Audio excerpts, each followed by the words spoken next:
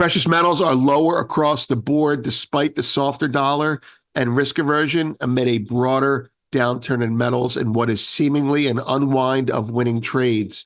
Spot gold slipped from a 2401 high through the psychological figure and to a current US dollar level of 23.65 and change.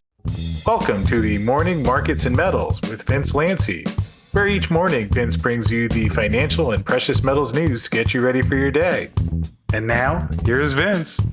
Good morning, everyone. I'm Vince Lanci, and in today's market rundown, we will be discussing the yen, the carry trade unwind, its violent effect on markets in context, and we have an institutional bank analysis take for premium subscribers today that describes what they think is going on.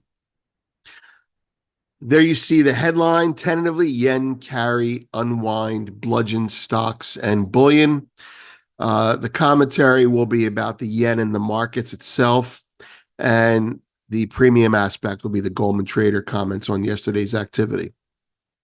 And we're going to talk about levels in gold and where the silver lining is for silver and gold once this is over.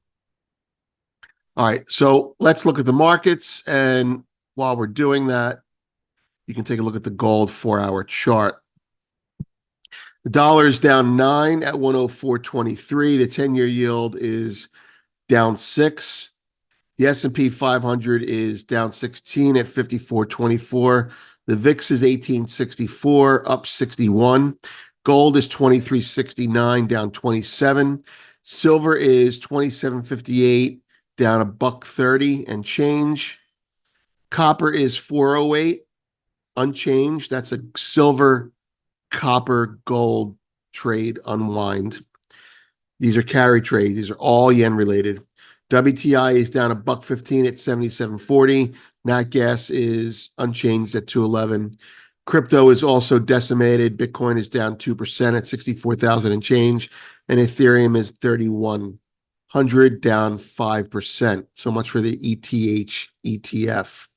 Palladium and platinum, after surviving yesterday's deluge, are down today. So palladium is down 21 at 908, and platinum is down 10 at 935. The gold-silver ratio is butting up against that chart level. That should make people nervous. Soybeans, corn, and wheat up 3, unchanged, down 4 in that order. 11, 12, 399, and 551. All right. There's a lot of information to get out there, and I know people are probably looking at the information and saying, how can I organize it or how can I think about it? So why don't we start with the charts? Okay.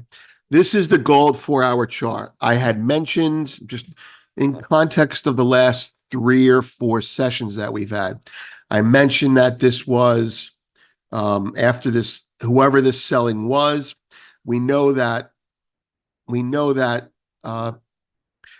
short playing funds started to sell this while producers were also selling, and macro funds and CTA, well, mostly CTAs, were buying. And after this sell-off, we commented that over a period of time, this buying was algo-like. It was a short covering fund.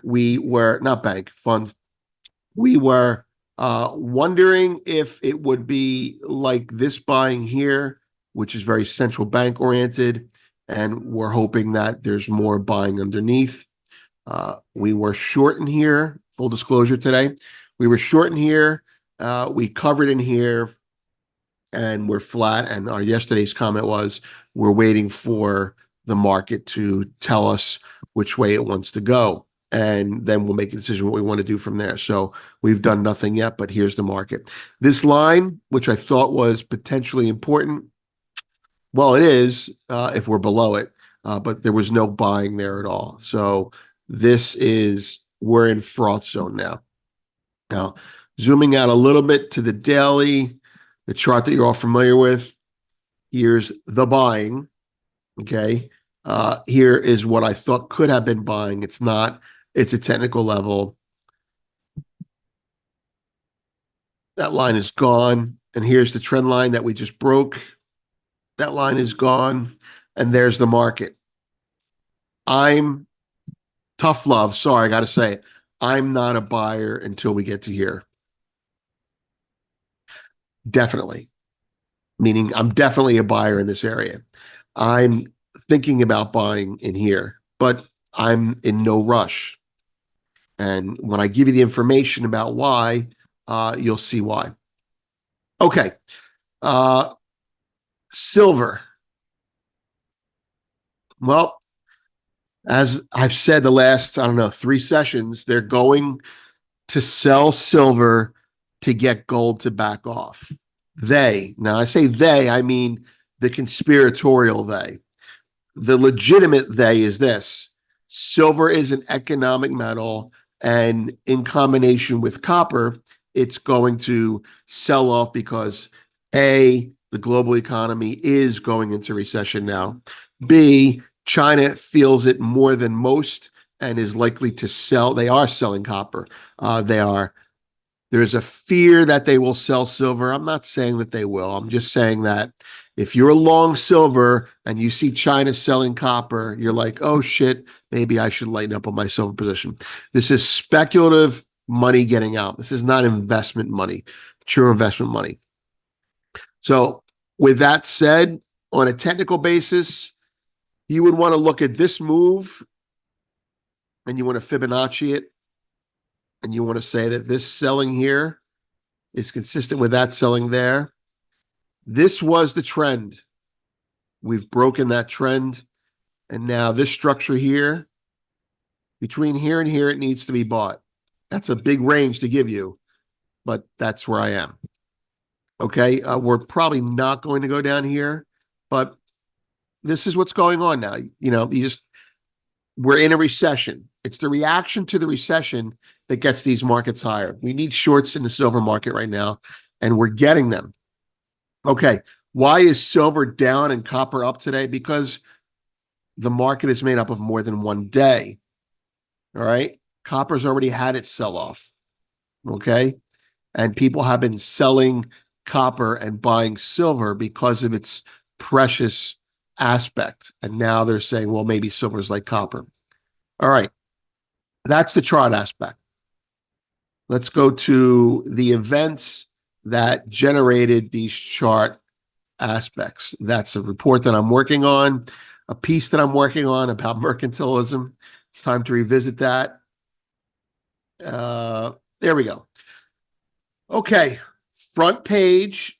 See this report here? If you're a premium subscriber and you read this report, you'll know that this is not one of the bullish Goldman reports, despite Goldman saying they're bullish.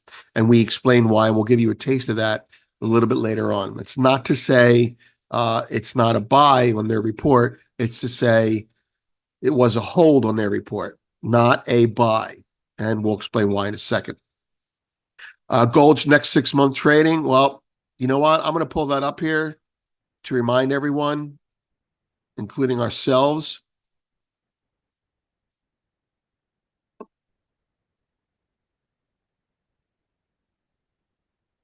Negatives on the radar,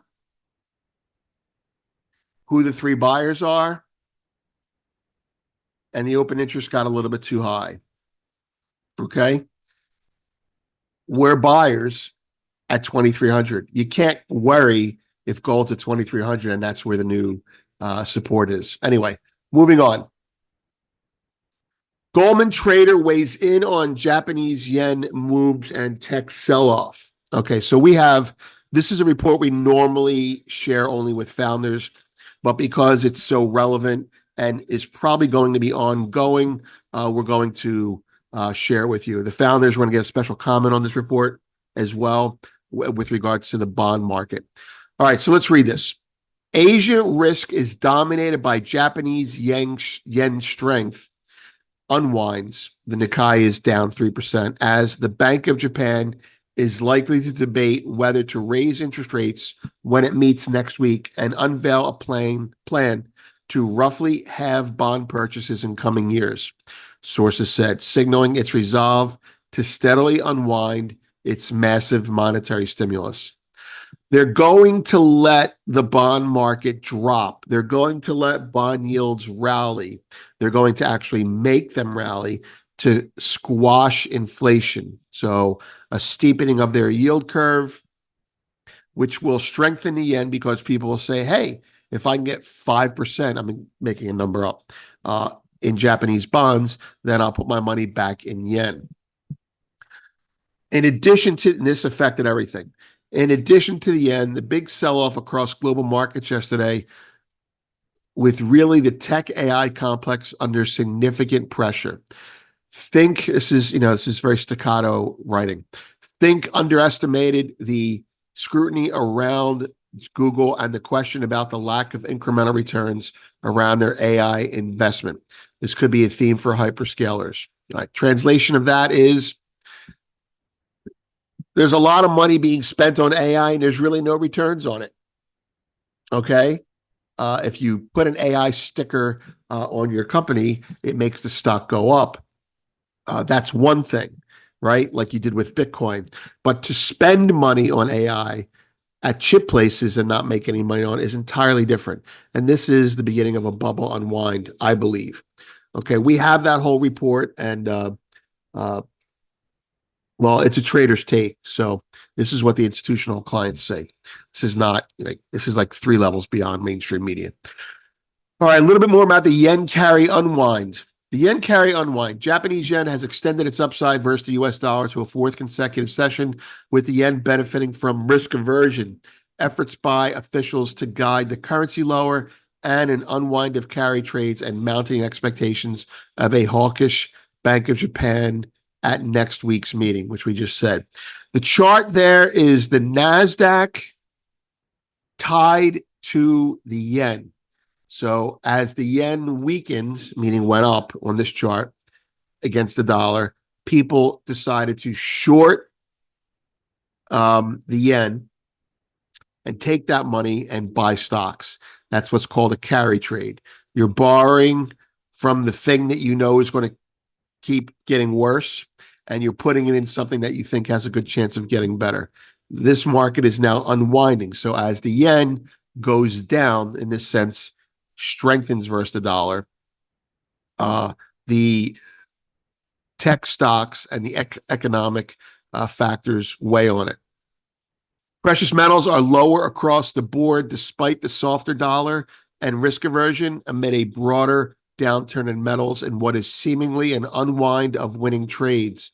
Spot gold slipped from a 2401 high through the psychological figure and to a current US dollar level of 23.65 and change. So it's $5 above that now. Base metals also trade on the back foot amid the broader risk aversion and ongoing pessimism regarding Chinese demand.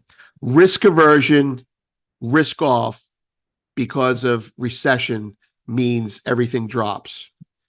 Now, to put this all in context, when the markets are looking at recession risk and they focus on what the Fed will do to counter the recession risk, they buy stocks. They say, oh, the Fed's going to rescue us.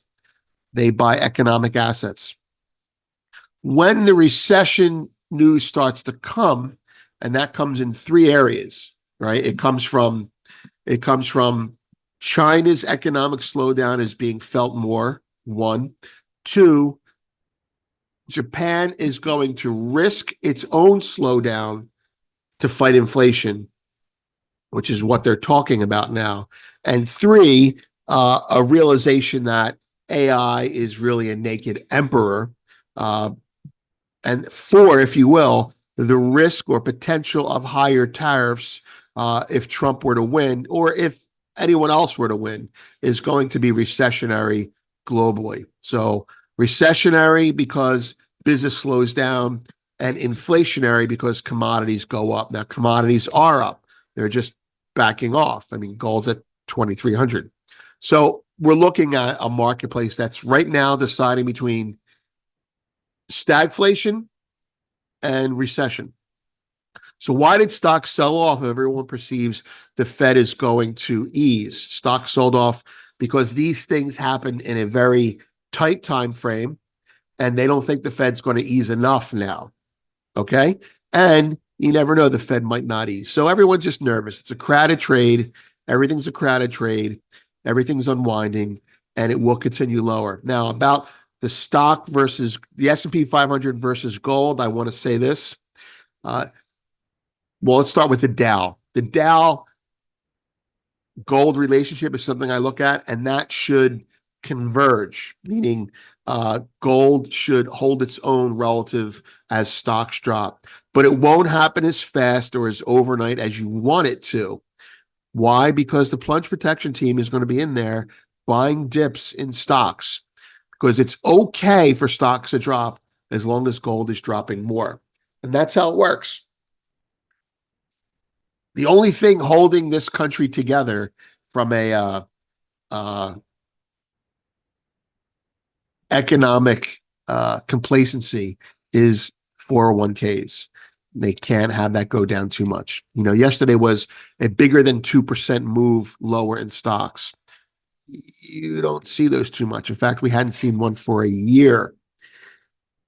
Keep that in mind in the back of your head. 2% is a number because they rarely let gold get above 2%. 2% is a magic number for them all to act. Anyway, moving on to specifically about gold and silver sell-off. Yesterday, we put out a report, and in that report, in the premium section, we said Goldman is looking at what price China buying will come back. Therefore, while their target may be the same for 2025, they are not bullish right now. Thus, why are they putting this report out? For the report to be written at all implies clients were asking. Goldman did a similar thing in oil a couple of years back, and oil rocketed a week later. But this was not the oil analyst. So the report that they put out yesterday that we showed, we're not backtracking on what it said. We're just putting a fine point on it. Well, fundamentally, they're right. China will buy this dip, all things equal. However, for them to put out the report at that moment meant they had nervous clients that were calling, and they were trying to hold their hands. And you have the result now. So this is where we are. Data on deck. Today is Wednesday, new home sales. That'll be at 8:30. Assume that it's weaker. The question is, how will the market react to weaker new home sales? Meaning recessionary information will come out. And if recessionary information comes out, will the market treat bad news as bad news or bad news as good news? And that's probably a key indicator for the next 3 days. We would say one other thing. One of the Goldfix founders, when we were debating the yield curve inversion, we're saying, is that a recession? Is that a recession? It's the beginning. It's baking a recession in. And when the yield curve uninverts, recession starts, which is kind of what's happening now, was realized. Recession is realized. And we asked him what really, he's a housing person, we asked him what really, on the housing side, what starts a recession?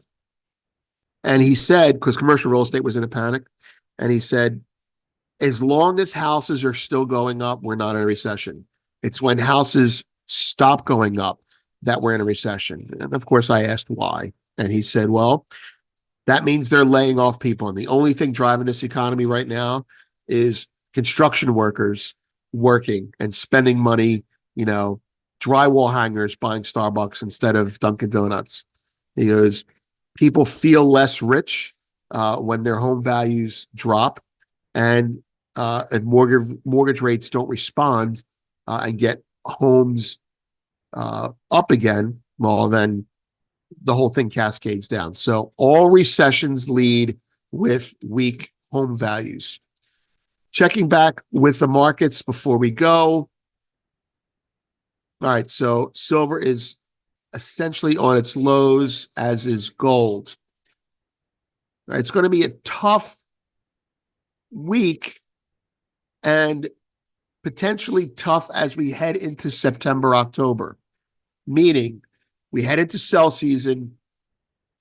China and India and all the other BRICS are still buying gold because they need it for their project, unless, of course, China has a deflationary crisis. But they are on top of it, and they are easing rates, and they're easing those rates to combat what's going on. So not a lot of good news here, but that's the reality of it, right? Okay, so keep your eye on the gold price below 23.85.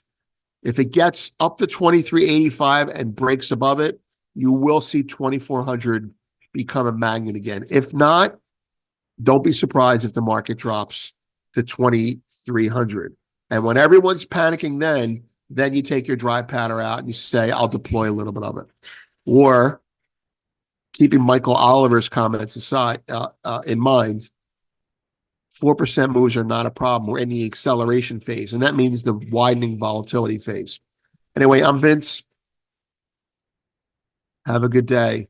Thanks for watching this morning's Markets and Metals with Vince Lanci, brought to you each day by Miles Franklin Precious Metals, who we encourage you to contact for your next gold or silver order.